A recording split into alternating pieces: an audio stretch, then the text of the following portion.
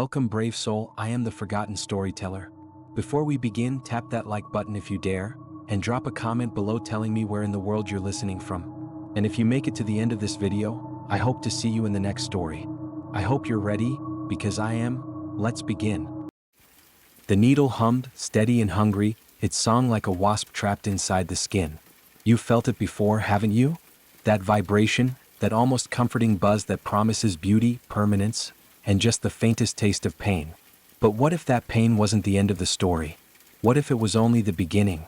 Our story today begins in the heart of the city, where neon signs flicker in alleyways no sane person walks after midnight, and where secrets thrive in the shadows between one closed storefront and the next. The place is called Eternal Mark, a tattoo shop known for its flawless artistry, its strange silence, and the man behind the chair, David Vance. David wasn't just a tattoo artist. He was something else entirely. A chemist once, before the ink consumed him. A man of precision, of patience, of curiosity so profound it became obsession. And when curiosity is paired with skill, my dear listener, the results can be catastrophic. Just picture this. A narrow alley, cobblestones slick with last night's rain. A rusty sign barely swinging in the wind, Eternal Mark. Step inside and the world outside falls silent. No music or no chatter. Just the sterile hum of fluorescent lights, the faint antiseptic tang of disinfectant, and the low rhythmic drone of the tattoo machine. The walls are lined with flash art, but not the typical tribal bands or playful symbols. No, here you'll find serpents eating themselves, skeletal angels, roses blooming with thorns so sharp they almost bleed on the page. And behind the chair sits David. His hands steady, pale and precise. His eyes cold and sharp, as if he's studying more than your skin, as if he's dissecting your very soul. It was late on a Tuesday night when Liam walked into Eternal Mark. Young, nervous, the kind of man who wanted something permanent carved into him to prove he wasn't afraid of permanence at all. He wanted a serpent, an Ouroboros, etched into his back. The symbol of eternity, of cycles, of things devouring themselves. Fitting, isn't it? He had no idea how prophetic that choice would become. David welcomed him with that thin, practiced smile. The kind of smile that suggested warmth, but never reached his eyes. The machine buzzed, the needle dipped into the ink, and with every puncture of Liam's flesh, something darker seeped in. Not just pigment, not just art, but poison. You see, David had made something extraordinary. A chemical cocktail, rare, unstable, invisible, that could be mixed seamlessly into tattoo ink. No smell, no difference in texture. Harmless at first, but then, like seeds planted beneath the skin, it grew. For 7 days, it incubated, feeding, shifting, turning the body against itself. On day 7, the agony began. David knew this process well. He had perfected it through trial and error, with bodies buried in quiet graves across the city. The biker, the drifter, the man who couldn't stop mocking his art. Each one had become a silent experiment, and each one had proven his theory true. He could sign his name into flesh with pain itself. And Liam was simply next. At first, the pain was tolerable. Just a sting and itch under the skin. By day 3, Liam called David, complaining that the tattoo felt wrong. Burning. Deeper than ink should ever go. David, his voice calm, reassured him, told him not to worry, told him to give it time. By day 5, Liam's messages turned frantic. He couldn't sleep. Couldn't eat. He said it felt like his very bones were splintering under the tattoo, as though something inside him was trying to crawl free. His friends grew concerned, but he waved them off, clutching at over-the-counter painkillers like lifelines that never worked. By day 7, Liam's body was failing. Feverish, delirious, scratching at his own back until his nails bled. He said the serpent was moving, writhing under his skin, scales cutting him from within. And when his neighbors heard the screams, it was already too late. David, of course, knew. He always knew. He followed the news alert with a cold, methodical curiosity. Local man found dead in his apartment. Authorities baffled. Possible rare necrotizing fasciitis. No one would question a thing. No one ever did. Liam was gone, his suffering just another brushstroke in David's hidden masterpiece. But here's where the story shifts, dear listener.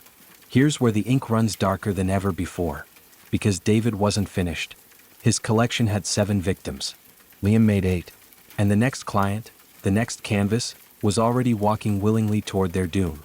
She was different though. Her name was Clara. A young woman, confident, vibrant, with a vision of roses entwining her arm in full bloom. Roses for love, roses for beauty. She had no idea what David planned to make those roses mean. That night after Liam's death, David prepared his station. He set out a fresh tray, laid out his needles, and reached for a bottle. Not the black one this time, but crimson. Crimson laced with his special compound.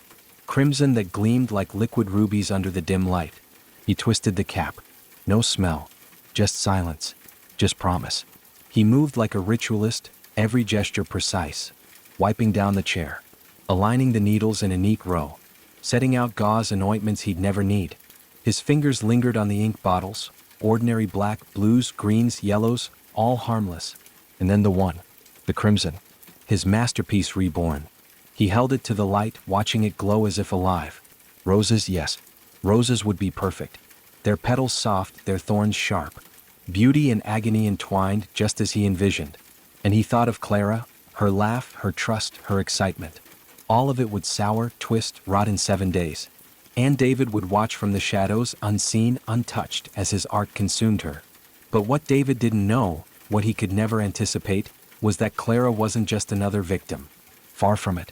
She carried her own secrets, her own scars. And the roses he would ink into her flesh would bloom into something far more dangerous than he had ever imagined. Because sometimes art bites back. And sometimes, the canvas doesn't die quietly. The following evening, as the city drowns itself in neon and shadow, rain-slick streets reflect the lights like broken glass. The air smells of gasoline, wet concrete, and secrets best left untold. And down that same alley, where the walls seem to lean in as though listening, the door to eternal Mark creaks open again. This time it's Clara. She was young, maybe mid-20s, with a vibrancy that lit up even the damp alleyway. A red scarf looped around her neck, strands of her hair clinging wet from the drizzle. There was something fearless in the way she carried herself, shoulders back, stride certain, even as she stepped into David Vance's quiet kingdom. "Evening," she greeted, her voice light, almost musical, as if she could break the shop's oppressive silence with a single word. David emerged from the back, his smile small like it had been practiced. "Clara. Right on time." His voice rasped like sandpaper, but there was something deliberate, reassuring in the tone. His eyes, however, they never softened. They studied, measured, dissected. She pulled a folded sketch from her bag, roses entwined up her arm, curling around her wrist, blooming across her shoulder. A sleeve of beauty, delicate yet bold. She spoke of symbolism. Love, resilience, thorns as reminders of strength. Her words spilled with life, with meaning. David listened in silence, nodding occasionally, though his mind was elsewhere. To him, it wasn't love she'd be carrying. It was agony. Not resilience, but decay. Each petal would bloom redder and redder as the compound did its work. "Yes," he murmured finally, tracing the lines with a gloved finger. "This will be exquisite." Clara settled into the chair, rolling up her sleeve, exposing pale skin ready for his canvas. The machine hummed to life. The needle vibrated, eager. David dipped it into the crimson ink, his hands steady, deliberate. The first sting made Clara flinch, but then she exhaled, smiling faintly. "Doesn't hurt as much as I thought." David's thin lips curved. "Pain is part of the art. Sometimes, it's the truest part." And the roses began to bloom. Hours passed, marked only by the hum of the needle and Clara's occasional sharp inhale. David's movements were meticulous, almost reverent, shading each petal with precision, dragging crimson ink into flesh as though he were sewing the roses to her very veins. The shop's silence pressed against her, unnerving in its weight. No music playing, no chatter. Just the buzz, the antiseptic smell, and the faint dripping from the sink. At one point, Clara laughed nervously. "You know, it's so quiet in here. Most tattoo shops I've been in are louder. Music playing low in the background, people coming in and out." David didn't look up. Silence is better. It lets the work breathe. By the time he finished the outline, the roses already seemed alive, curling and twisting across her skin in the dim light. Clara admired them in the mirror, her eyes bright. "They're beautiful," she whispered. David nodded, though inside he thought, "They'll be even more beautiful in 7 days." That night, Clara went home exhilarated. Her arm burned with the fresh tattoo, but it was a good burn, or so she thought. She admired the roses in the mirror before bed, tracing the delicate lines, imagining how vibrant they'd look once healed. But as she slept, something stirred. She dreamt of thorns pushing through her skin. Dreamt of vines wrapping tight around her bones, squeezing, twisting. She woke with a start, sweating, her arm aching more than before. She told herself it was normal. Everyone said tattoos hurt the first night. Still, she couldn't shake the image of roses blooming in her flesh, petals opening like wounds. Back at Eternal Mark, David sat in the darkened back room, ledger open, pen scratching. He didn't list Clara under clients. He listed her under harvest. Beside her name he wrote a single word, roses. 8 entries before hers. 8 works of art completed. And tomorrow the slow unraveling of Clara would begin. He closed the book, leaned back and listened. To the drip, drip, drip from the sink. To the silence of the city outside. To the faintest echo of the needle still buzzing in his ears. Day 1 passed. Clara's arm throbbed, but she smiled through it, showing off her tattoo to friends. They admired the detail, the depth, the vibrancy of the crimson roses. "Your artist is incredible," one said. Clara agreed, pride swelling in her chest. But by day 3 the itching began. It was deep, maddening, as though the ink itself was alive, crawling through her veins. She scratched until her skin reddened, but it brought no relief. She called David. "Is this normal?" she asked, her voice edged with unease. David's tone was calm, soothing. "Yes, some inks react differently. It's part of the healing process. Don't worry and keep it clean. Don't scratch." Clara hung up, reassured but unsettled. Because she could swear, that in the mirror the roses looked darker. They were a deep red. Almost wet, as though the petals were fresh cuts blooming across her skin. By day 5 the pain was unbearable. It wasn't just her arm, it was deeper, radiating into her shoulder, her chest. She described it in frantic messages to her best friend. "It feels like something is growing inside me. Like thorns tearing me up from the inside out." Her friend urged her to see a doctor, but Clara hesitated. Doctors wouldn't understand. They'd say it was infection, an allergic reaction. But she knew it was something else. That night, she dreamt again. Roses blooming from her arm, roots digging into her heart, her lungs, her throat. She woke screaming, clutching her chest, convinced she could feel vines twisting around her ribs. Meanwhile, David waited. Each day he knew the symptoms grew worse. Each day he imagined Clara's torment unfolding in exquisite detail. He pictured her clutching her arm, sweating, crying, begging for relief that would never come. He didn't need to see it. He could feel it. By day 7 he expected the call. The fever. The delirium. The inevitable unraveling. He closed his shop early, poured himself a bitter cup of coffee, and waited in the silence, his phone resting on the table beside him. But the call never came. Instead, something else happened. At midnight, as David sat in the dim back room, the fluorescent lights above him flickered once, twice, then buzzed back to life. The dripping from the sink grew louder, echoing through the silence until it sounded like a heartbeat. And then his phone buzzed. A message. From Clara. But not what he expected. Not pain. Not please. Just a single sentence written with eerie calm. "The roses are blooming, David. And they're hungry." David froze, the words burning on the screen. For the first time in 20 years, his hand trembled. Because this wasn't how it was supposed to go. Not at all. The words sat on David's screen, glowing like a wound in the dark. "The roses are blooming, David. And they're hungry." For a long moment he stared, his coffee cooling in his hand. He told himself it was a joke. A delirious ramble. Clara was unraveling, she had to be. That's what always happened. Pain, fever, death. His pattern. His art. And yet, something in the phrasing clawed at him. The word hungry. He stood, pacing the narrow back room, every step echoing too loudly. The shop felt different tonight. The silence wasn't comforting anymore. It pressed against his ears, heavy, expectant. The fluorescent lights flickered again. A few times then steadied. And in that silence, David thought he heard something new. Something soft. A rustle like petals brushing against one another. A faint scrape like thorns dragging across glass. He froze, listening. But when he held his breath, it stopped. Meanwhile, across the city, Clara sat in front of her mirror. Her arm was no longer a tattoo. The roses weren't ink, they were alive. The petals gleamed wet and crimson, layered over her skin like open wounds.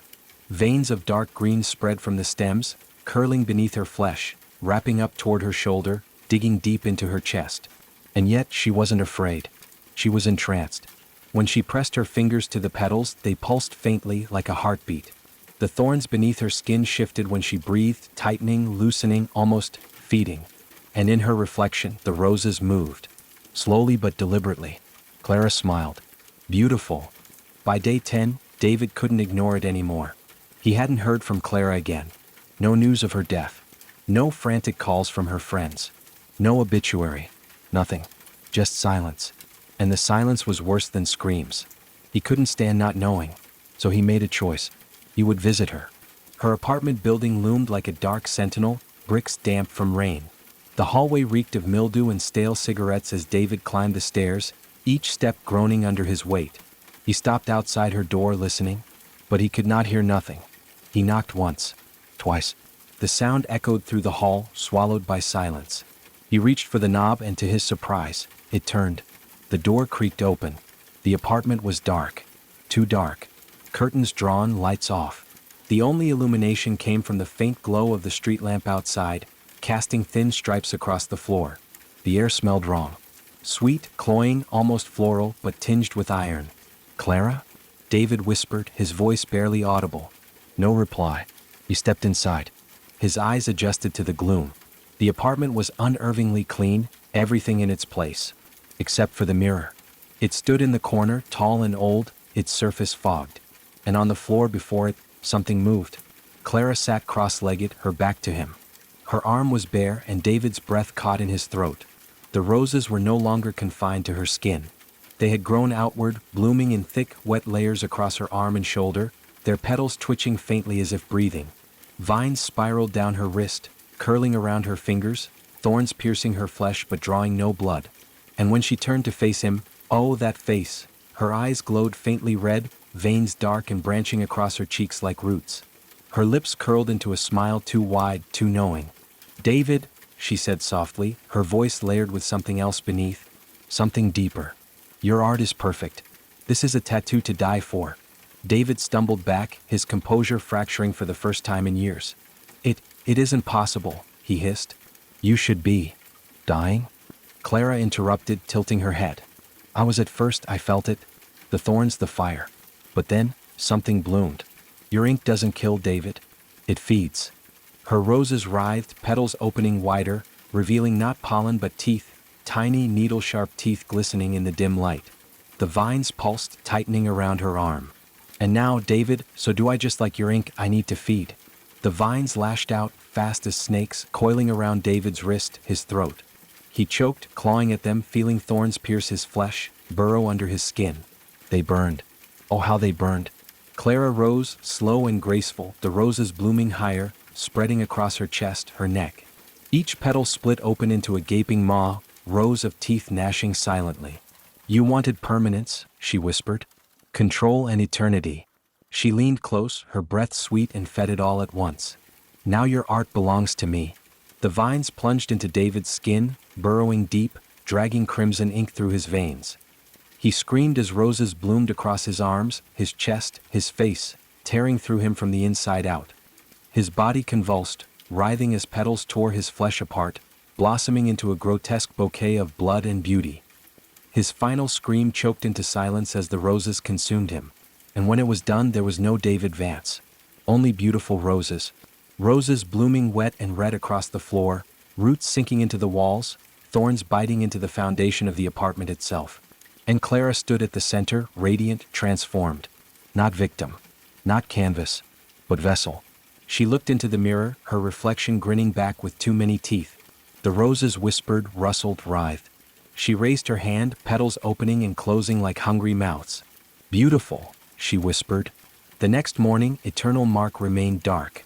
Its door locked, its sign forever flipped to closed. But in the alley behind it, something grew. A single crimson rose, blooming between the cracks of the cobblestones. Its petals glistened wet, its stem pulsed faintly, and if you listened closely, very closely, you could swear it was humming. Humming like a tattoo machine needle still hungry. So tell me, would you still get a tattoo? Thank you so much for sticking around until the end, it really does mean a lot. And if you would like to hear more stories like these, hit the like button. And please consider subscribing. Thank you. Ready for spine-chilling tales that will haunt your thoughts? Subscribe to Forgotten Storyteller for eerie narrations, unsettling mysteries, and haunting stories you won't forget. Hit the bell icon so you never miss a story, because some stories refuse to stay buried. Join us, if you dare.